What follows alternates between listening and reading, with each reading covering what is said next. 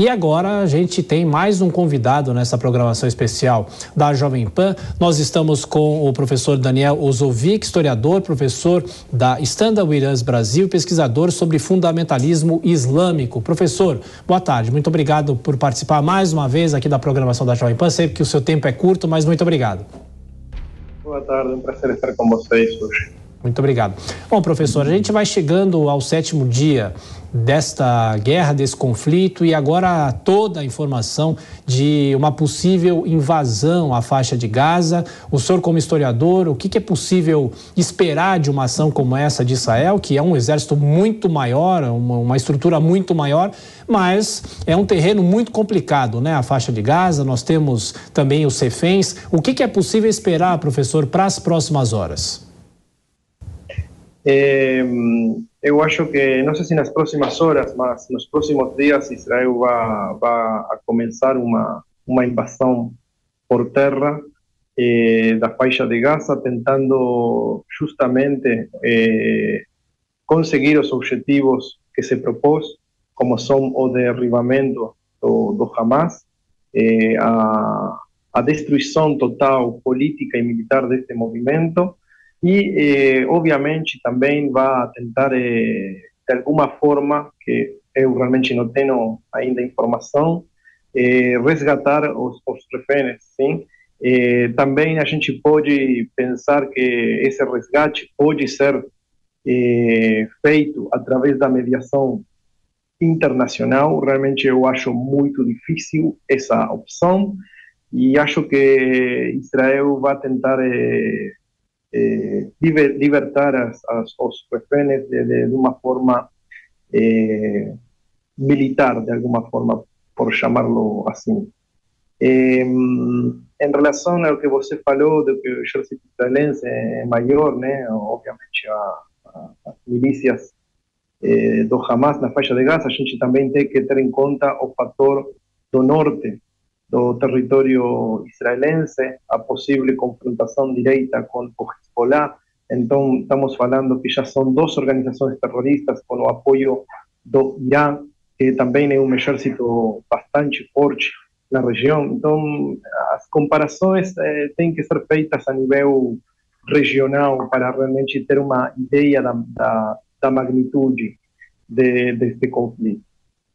Professor, na sequência a pergunta do nosso correspondente na Europa, Luca Bassani, conversando conosco o professor. Luca. Boa tarde, professor. Obrigado por estar aqui respondendo essas questões tão importantes. A minha pergunta se relaciona ao Egito. Nós sabemos que o único caminho para que eventualmente os refugiados, a população civil de Gaza consiga deixar essa região de combate é pelo Egito. Por que o país oferece tanta resistência para a abertura de um corredor humanitário, e por que o presidente El-Sisi é tão contrário ao recebimento de refugiados palestinos? Bom, realmente eu acho que não é nova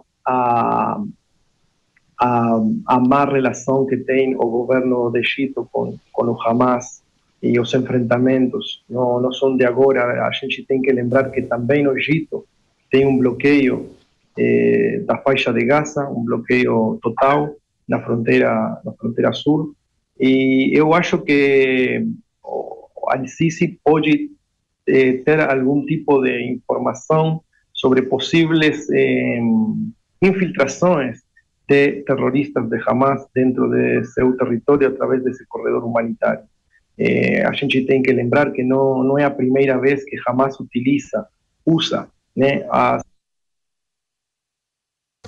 Bom, estamos conversando com o professor, a gente vem falando sobre essa possibilidade de uma ação na faixa de Gaza e, inclusive, com toda a repercussão internacional. Estamos com o professor Daniel Osovic, historiador, professor da Stand With Us Brasil, pesquisador sobre fundamentalismo islâmico. Lembrando que no Oriente Médio, nesse momento, em Israel, são mais 6 horas, né, agora 1h02 horário de Brasília, lá são mais 6 horas, já o sol já se pôs, enfim, já temos as luzes dos prédios, para quem nos acompanha pelas plataformas e também pela televisão.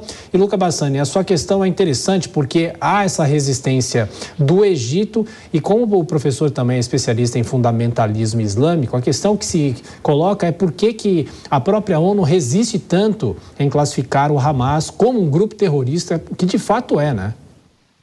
Exato, inclusive uma das justificativas do governo brasileiro, do Itamaraty, de não classificar o grupo terrorista Hamas como terrorista é porque ele segue as diretrizes da ONU e a ONU reconhece a Al-Qaeda, o Estado Islâmico, Boko Haram e outras organizações terroristas como terroristas, mas o Hamas como um grupo político fundamentalista islâmico, então grupo radical islâmico. Eu acredito que essa categorização ela não foi oficializada pelas Nações Unidas para não ter problemas de colocar ajuda humanitária dentro de Gaza, fazer com que observadores internacionais entrem em Gaza, até porque se nós considerarmos que essa região ela é controlada pelo Hamas desde 2007, é sempre necessário negociar com eles para que possa se ajudar a população civil, que também acaba sendo uma vítima de um governo ditatorial, um governo com uma vertente totalmente radical. No caso do Egito, pelo que se fala aqui na Europa, Tiago, é que no passado o país já teve problemas com o fundamentalismo islâmico dentro do seu território, principalmente na Península do Sinai, que é essa parte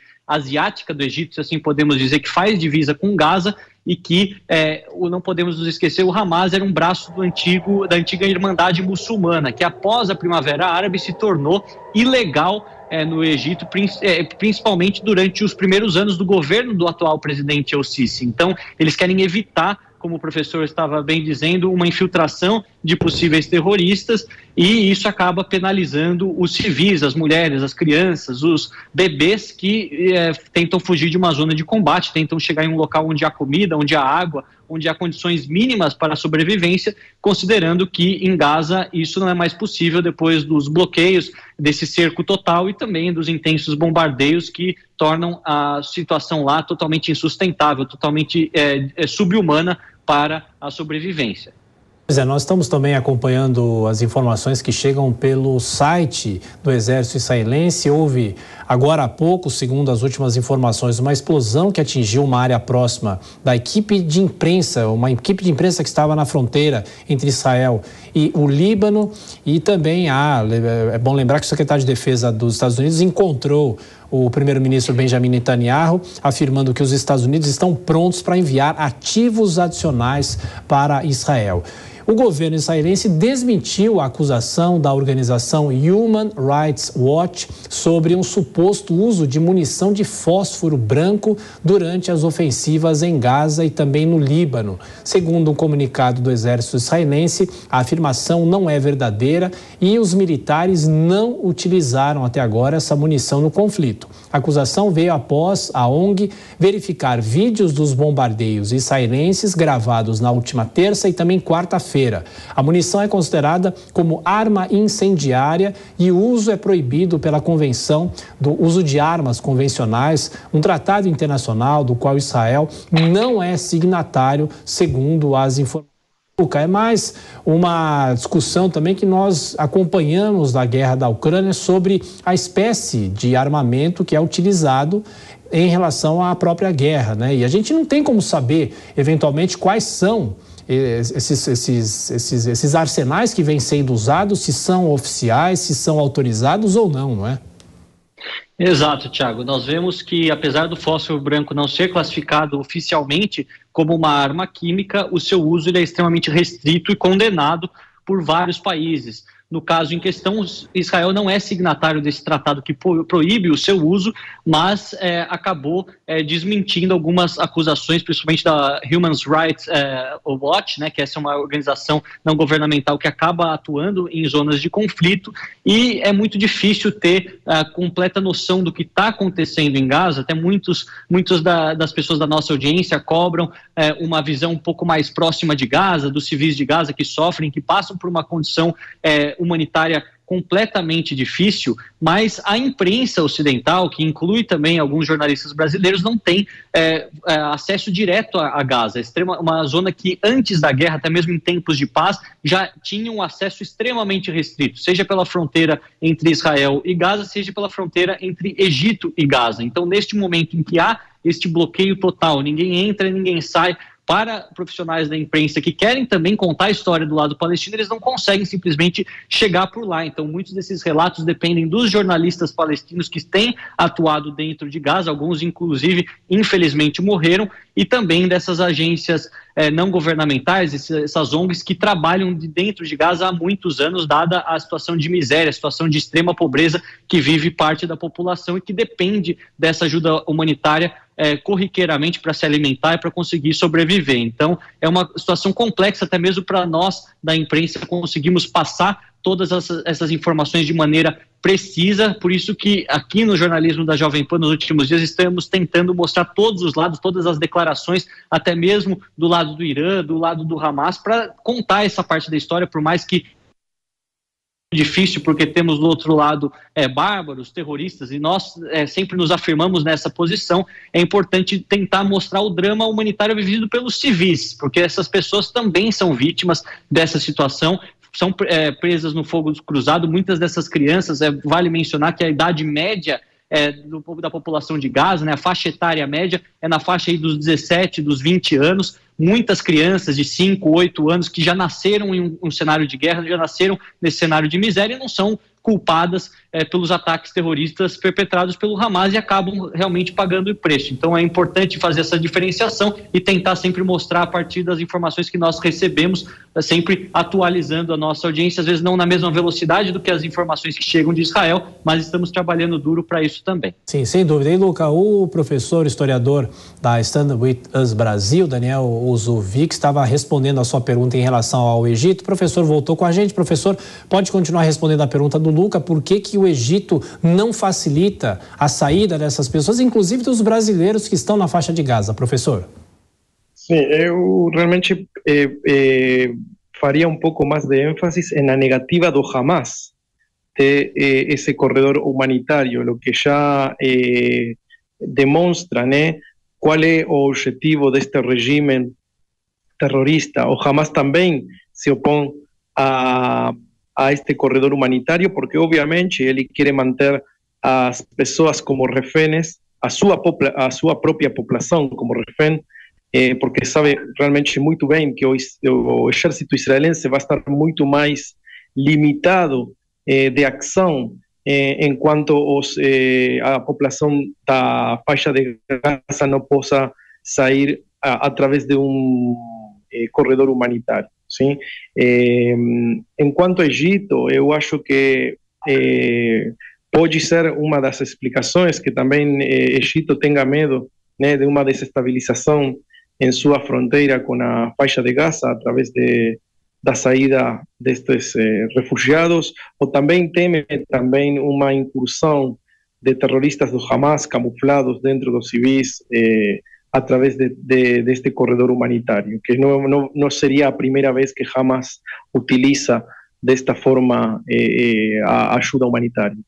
Ô professor, o senhor é especialista em fundamentalismo islâmico, a gente estava conversando agora há pouco com o Luca, e a pergunta é por que a ONU resiste em classificar o Hamas como grupo terrorista? É bom lembrar que o governo brasileiro segue esse entendimento, né? Outros países também seguem, outros já classificam e rotulam como um grupo terrorista, como os Estados Unidos. Por que há essa resistência, professor? É uma classificação que a gente pode considerar, a ONU resiste por ser uma questão política ou não, professor?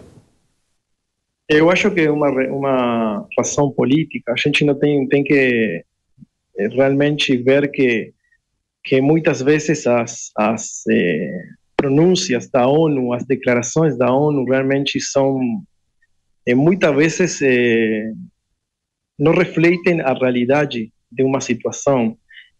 Você também tem que ter em conta que tem muitos países árabes dentro das Nações Unidas, ou países que votam de acordo a que votam os países árabes, e dessa forma nunca chega a um consenso, né? Você tem países, por exemplo, como o Irã o Sudão dentro de comissões dos direitos humanos, entende? Coisas que são realmente, parecem uma piada, realmente, não tem outra palavra, né? Tem países que negam os direitos humanos, que estão dentro de comissões a favor dos direitos humanos, sim? Então, realmente é muito difícil, por temas políticos e de interesses, chegar a uma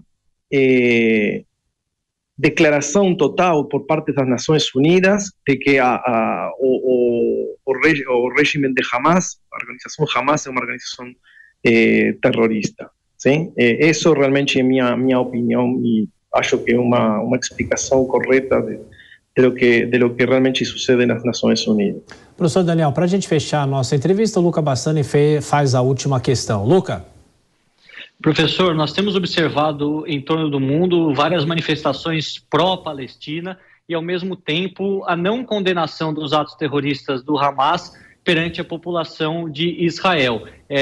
Muitos falam para diferenciar a população palestina do Hamas, o que de fato é verdade, mas como o senhor analisa o posicionamento dessas populações muçulmanas, populações árabes que vivem fora do Oriente Médio e mesmo assim mostram uma posição às vezes radical? Sim, realmente isso é um fenômeno muito interessante, de ver como populações que vivem em países democráticos, que utilizam as infraestruturas de países democráticos, como na França, nos Estados Unidos, na Inglaterra, eles saem na defesa de um grupo totalmente anti-liberdade, antidemocrático, sim? O que realmente leva a gente a pensar como estão formados estes grupos sociologicamente, né, na França, na Inglaterra, sim? Mas a gente também pode entender como uma forma de identificar-se com uma vitória do Islã. Sim? Durante séculos, já décadas, o Islã realmente não está tendo grandes vitórias, sim, contra o Ocidente. Sim? E esta forma de Hamas realmente fazer um ato tão forte, tão destrutivo, sim, contra a população israelense, é realmente visto com muita simpatia, realmente, lamentavelmente, por muitos muçulmanos radicalizados islamistas. Professor Daniel Uzovic, mais uma vez, muito obrigado pela gentileza, historiador, conversou conosco na Jovem Pan mais uma vez. Bom trabalho, professor, até a próxima. Muito obrigado. Obrigado.